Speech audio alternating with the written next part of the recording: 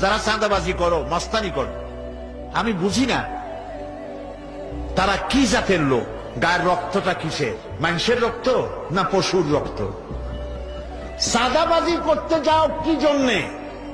একটা মানুষ বহু টাকা বহু কষ্ট করে জমি জমা বিক্রি করে ব্যবসা করতেছে, সেখানে যাইয়া আমাদেরকে 2 লক্ষ টাকা দিতে হবে, 5 লাখ টাকা দিতে হবে। কি হয়েছে? চাঁদাবাজ এবং মাস্তান যারা চাঁদাবাজি করতে যাও, মানুষের কাছে খয়রাত চাও, ওই ভিক্ষা করে খাওয়া অনেক ভালো। মসজিদের সামনে এখন থাল নিয়ে বসে থেকো, যে আল্লাহর রাস্তায় খয়রাত দাও। দোকানদারের কাছ থেকে চাঁদাবাজি করা, বিল্ডিং কেউ নতুন বানাইতে পারে না, অমনি হাজির। গলায় সোনার চেন, হাতে কতগুলা আংটি, তারপরে হাতে মোবাইল, গলায় সোনার চেন। শহরের মহা উল্লুক জানোয়ার বলতেছে এখানে ইট ফেলাইতে পারবে না, রড দিতে পারবে না আমাদেরকে।